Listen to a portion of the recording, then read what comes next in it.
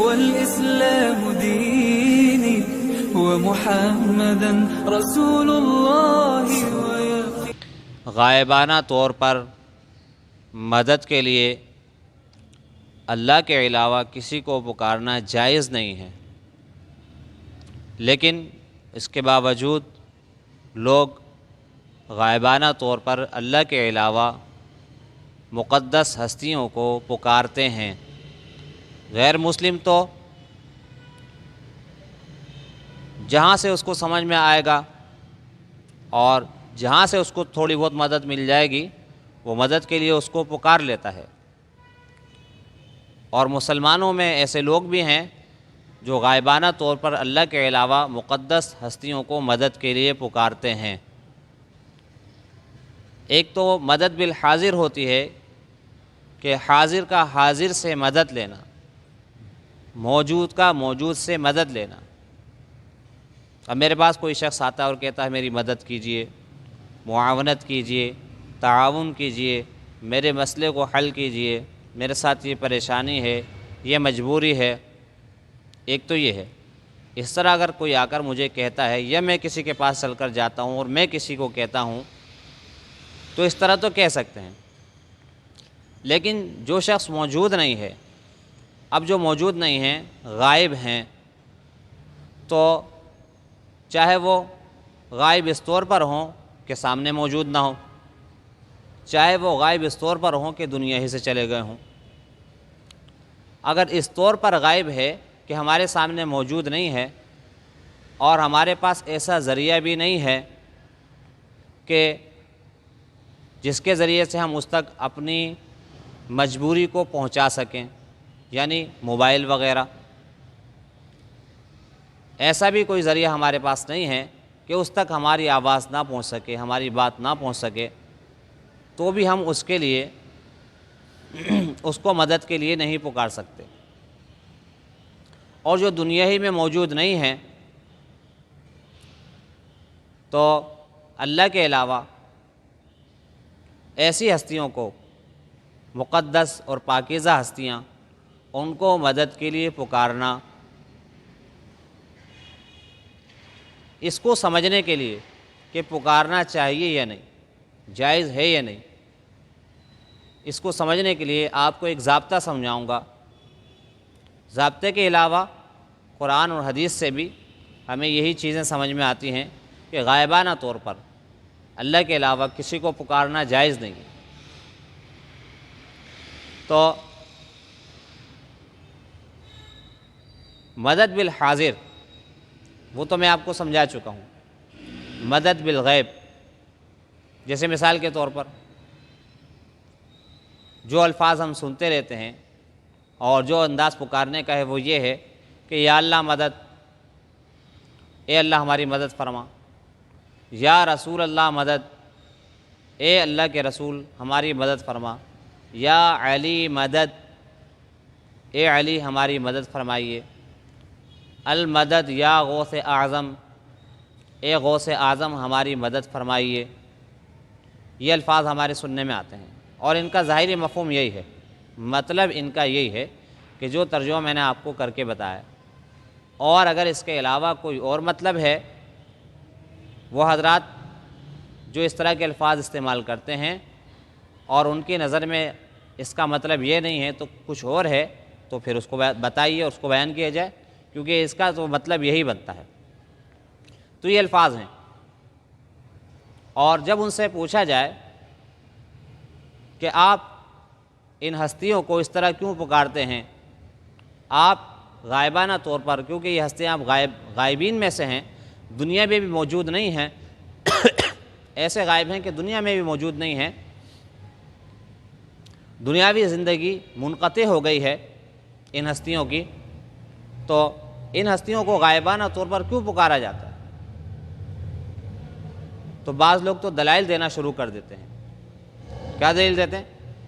دلیل یہ دیتے ہیں کہ آپ علیہ الصلاۃ والسلام کی زندگی میں، حیات میں، مثال کے طور پر کوئی آپ علیہ الصلاۃ والسلام سے مدد لینے کے لیے آئے، آپ علیہ الصلاۃ والسلام نے اس کی مدد کر دی۔ ایسے ہی حضرت علی رضی اللہ تعالیٰ عنہ کے پاس کوئی آیا مدد کے لیے، تو آپ رضی اللہ تعالیٰ عنہ نے اس کی مدد کر دی۔ ایسے ہی حضرت شیخ عبد القادر جیلانی رحمہ اللہ تعالی کے پاس کوئی شخص آیا مدد کے لیے تو آپ نے ان کی مدد فرما دی۔ تو ان واقعات کو دیکھتے ہوئے، ماضی کو دیکھتے ہوئے، ان کی زندگی پر قیاس کرتے ہوئے غائبانہ طور پر پھر انہیں پکارتے ہیں کہ ایسے ایسے ان ہستیوں نے اپنی زندگی میں ایسا کیا تھا۔ یہ دلیل ہے، حالانکہ یہ دلیل کمزور دلیل ہے، انتہائی کمزور دلیل۔ اس کی وجہ یہ ہے کہ ان ہستیوں نے ہی صرف ایسا نہیں کیا، صرف ان ہستیوں نے تعاون نہیں کیا، صرف ان ہستیوں ہی نے لوگوں کی مشکلات حل نہیں کی، بلکہ حضرت ابوبکر صدیق رضی اللہ تعالیٰ عنہ کے پاس بھی کتنے لوگ آئے تو آپ نے ان کی مدد فرمائی۔ حضرت عمر رضی اللہ تعالیٰ عنہ کے پاس بہت سارے لوگ آئے تو آپ نے ان کی بھی مدد فرمائی۔ ایسے ہی حضرت عثمان، حضرت علی، حضرت امیر معاویہ، حضرت حسن، حضرت حسین، یعنی کسی بھی شخص کی زندگی میں کوئی بھی اس سے مدد لینے کے لیے آ سکتا ہے۔ تو اگر اسی چیز کو مد نظر رکھا جائے تو پھر تو ایسے بہت سارے لوگوں سے مدد لی جا سکتی ہے کہ جن کی زندگی میں مدد کا ثبوت ملتا ہے۔ کسی بھی انسان کی جو زندگی ہے وہ کسی کے ساتھ تعاون سے خالی نہیں ہے۔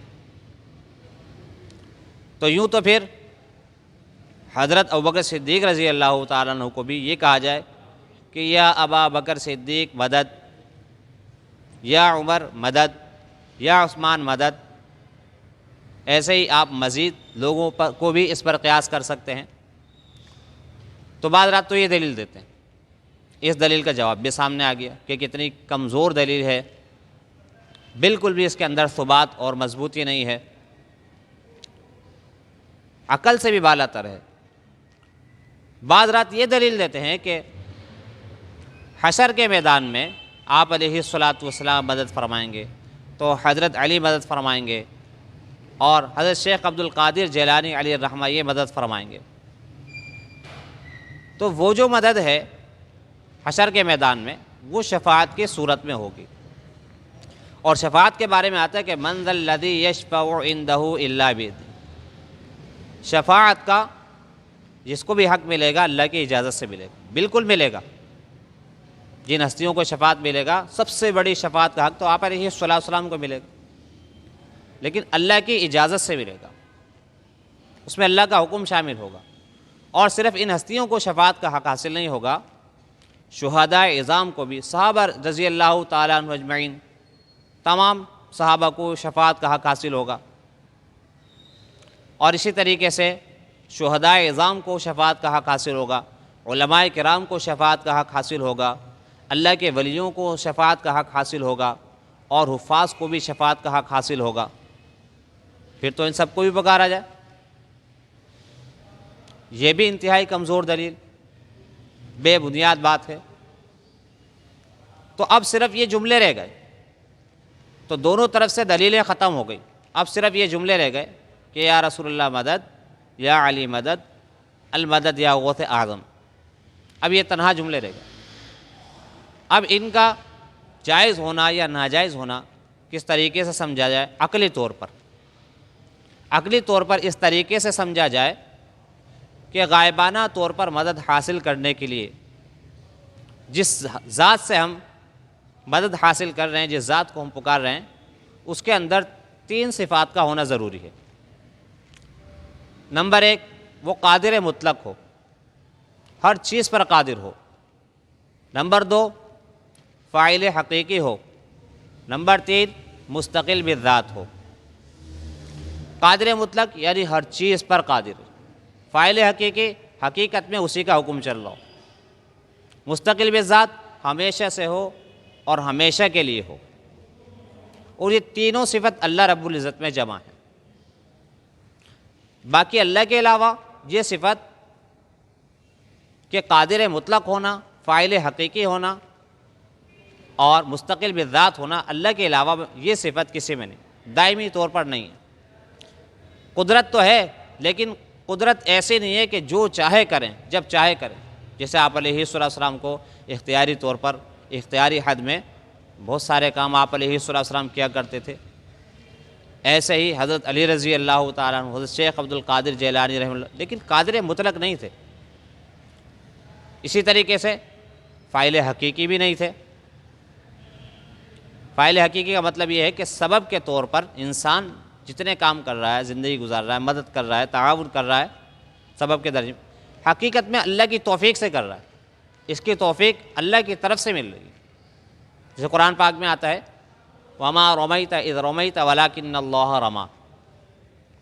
تو آپ علیہ السلام ہجرت کی رات میں جب نکلے ہیں تو کفار مکہ نے آپ کا گھیراؤ کیا ہوا تھا۔ اللہ کی طرف سے حکم ہوا کہ آپ ایک مٹھی مٹی لیجئے اور ان کی طرف پھینک دیجئے، اور آپ علیہ السلام نے ایسا ہی کیا۔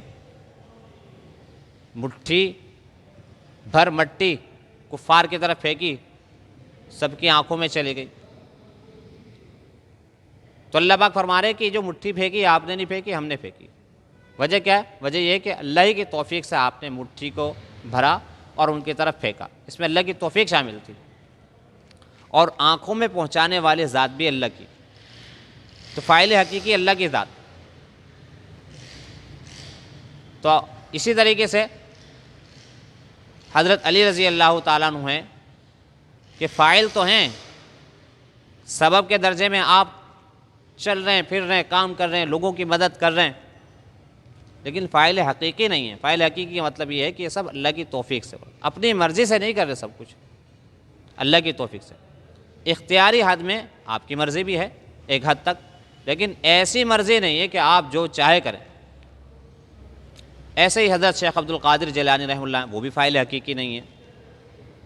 تو نہ قادر مطلق ہیں، نہ فاعل حقیقی ہیں، نہ مستقل بذات کہ ہمیشہ سے ہوں اور ہمیشہ رہنے والوں۔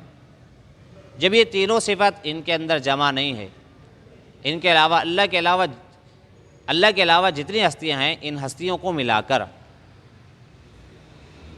کسی میں بھی یہ تین صفات جمع نہیں۔ تو جب یہ جمع نہیں ہے تو غائبانہ طور پر مدد کے لیے پکارنا کیسے جائز ہو جائے گا؟ اور اصول اور ضابطہ یہ ہے کہ ہم بھی کسی کو کوئی کام کہیں گے تو دیکھیں گے کہ اس کا اہل ہے یا نہیں۔ اگر وہ اس کام کا اہل نہیں ہوگا تو ہم اس کو اس کام کے لیے نہیں کہیں گے، اور اگر وہ اہل ہوگا تو ہم اس کو اس کام کے لیے کہیں گے۔ اور اللہ وہ ذات ہے کہ بندے کے ہر بات کو سنتا ہے، ہر مسئلے کو سنتا ہے، ہر مسئلے کو جانتا ہے، ہر ضرورت کو جانتا ہے، اور اس کو پوری کرنے پر قادر ہے، کیا ہے، کر رہا ہے، اور آئندہ بھی کرتا رہے گا۔ اللہ وہ ذات ہے، قادر مطلق ہے، فاعل حقیقی ہے، مستقل بالذات ہے۔ اس ضابطے کو یاد رکھیں، پھر تو مسئلہ ہی نہیں ہوگا کہ فاعل حقیقی بھی ہے، قادر مطلق بھی ہے، مستقل بالذات بھی ہے، تو غائبانہ طور پر مدد کے لیے پکارنا کسی کو ضروری ہے کہ ہم ایسی ہستی کو پکاریں کہ جس کے اندر یہ صفات ہوں۔ اللہ کے علاوہ یہ صفات کسی ہستی کے اندر نہیں۔ ایک موقع پر ایک صاحب سے یہی بات ہو رہی تھی، یا رسول اللہ مدد، یا غوث اعظم مدد، اس موضوع پر بات چل رہی تھی۔ تو میں نے ان سے کہا کہ اگر ہم روضہ اقدس پر جا کر آپ علیہ السلام سے یہ عرض کرتے ہیں کہ یا رسول اللہ ہمیں ایک مکان کی ضرورت ہے، لہذا ہمیں ایک مکان دلوا دیجیے، تو کیا آپ علیہ السلام ہماری ضرورت کو پورا کروا دیں گے؟ تو وہ خاموش ہو گیا، اس کے پاس کوئی جواب نہیں تھا۔ اس بات کو بھی دلیل بناتے ہیں لوگ کہ آپ علیہ السلام سنتے ہیں۔ جب سنتے ہیں تو ہم جب اللہ کے رسول کو پکاریں گے، اللہ کے رسول اللہ سے کہیں گے، ہم اللہ کے رسول کو کہیں گے، اللہ کے رسول اللہ سے کہیں گے۔ تو یہاں تک تو ہے کہ آپ علیہ السلام سنتے ہیں، وہ بھی جب روضہ اقدس پر جا کر پکاریں گے تو سنیں گے، دور سے پکاریں گے تو نہیں۔ کیسے؟ حدیث کا مفہوم ہے کہ جب کوئی شخص میرے روضہ اقدس پر آ کر درود پڑھے گا میں خود سنوں گا، اور اگر دور سے پڑھے گا تو مجھے پہنچایا جائے گا، اور پہنچایا اسی کو جاتا ہے جو موجود نہیں ہوتا، جس نے سنا نہیں۔ اب مثال کے طور پر ہم 2 3 آدمی 4 آدمی بیٹھ کر کوئی ڈسکس کر رہے ہیں، کوئی بات کر رہے ہیں، کوئی پلاننگ کر رہے ہیں، اور 5واں اور 6واں آدمی موجود نہیں ہے، تو آخر میں ہم یہ کہیں گے کہ یہ بات 5ویں اور 6ٹھے کو پہنچا دی جائے۔ کیوں پہنچا دی جائے؟ کیونکہ وہ موجود نہیں تھے، انہوں نے سنی نہیں۔ تو اس حدیث سے پتہ چلتا ہے کہ آپ علیہ الصلاۃ والسلام کو دور سے اگر پکارا جائے تو نہیں سنتے، جب روضہ اقدس پر جا کر پکارا جائے تو سنتے ہیں۔ پھر یہ کہ سننے سے یہ لازم نہیں آتا کہ آپ سنتے ہیں تو آپ آگے جا کے اللہ کے سامنے آپ بولیں گے بھی، اللہ سے آپ یہ بات کہیں گے بھی۔ اس کے لیے مستقل دلیل کی ضرورت ہے کہ ایسی حدیث ملے کہ جس سے پتہ چلے کہ کوئی شخص آپ علیہ الصلاۃ والسلام کو روضہ اقدس پر جا کر کہے گا، آپ سنیں گے، سننے کے بعد آپ علیہ الصلاۃ والسلام اللہ سے عرض کریں گے کہ اللہ فلانے بندے کی فلاں حاجت کو پورا کر دے۔ اس کے لیے مستقل دلیل کی ضرورت ہے۔ اتنا تو ہے کہ سننے کا تو ہے، درود شریف سننے کا ہے، باقی باتیں سنتے ہیں نہیں، اس کی بھی دلیل نہیں ہے۔ سننے میں بھی درود شریف کے بارے میں آتا ہے، باقی کسی بات کے بارے میں نہیں آتا۔ تو اس کے لیے باقاعدہ مستقل دلیل کی ضرورت ہے، جس سے پتہ چلے کہ ہم جب آپ علیہ الصلاۃ والسلام کو روضہ اقدس پر جا کر اپنی حاجت اور ضرورت کے سلسلے میں پکاریں گے، اور آپ علیہ الصلاۃ والسلام اللہ سے عرض کریں گے، پھر اللہ رب العزت اس بندے کی حاجت کو پورا کرے گا۔ اس کے لیے مستقل دلیل کی ضرورت ہے، عقل کوئی خالص دلیل نہیں ہے۔ ان معاملات میں نقلی دلیل یعنی قرآن اور حدیث سے دلیل کی ضرورت ہوتی ہے۔ تو دوستو عزیزو، آپ کے سامنے یہ باتیں اس لیے پیش کی گئیں اور آپ کے سامنے اس لیے بیان کی گئیں کیونکہ ہمارے ہاں یہ مسئلہ عام ہے اور لوگ اس مسئلے کو سمجھتے نہیں ہیں، اور اس مسئلے کو سمجھنا اس لیے بہت ضروری ہے کہ کہیں ایسا نہ ہو کہ ہماری ذات کسی نہ کسی درجے میں، کسی نہ کسی سبب میں، کسی نہ کسی عمل میں شرک میں مبتلا ہو جائے، اور شرک میں مبتلا ہونے کے لیے یہ ضروری نہیں ہے کہ ہم غیر اللہ کو یعنی ایسی ہستیوں کو پکاریں جو کہ بت کے درجے میں ہوں، درخت کے درجے میں ہوں، پتھروں کے درجے میں ہوں، یہ ضروری نہیں،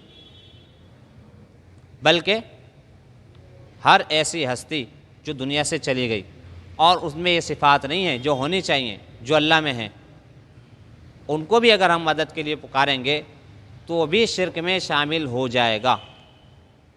اور کیسے شامل ہوا وہ میں آپ کو بتا چکا ہوں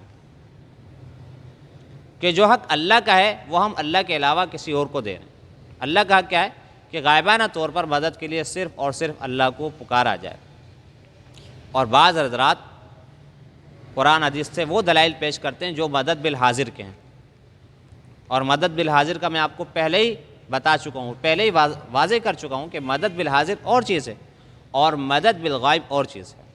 غائبانہ طور پر کسی سے مدد مانگنا یہ اور چیز، ہم غائبانہ طور پر مدد کے لیے پکارتے ہیں اور دلیل دیتے ہیں مدد بالحاضر کی، قیاس کرتے ہیں مدد بالحاضر پر، تو ایسا قیاس مع الفارق ہے۔ اللہ رب العزت عمل کرنے کی توفیق عطا فرمائے۔ وآخر دعوانا الحمدللہ رب العالمین۔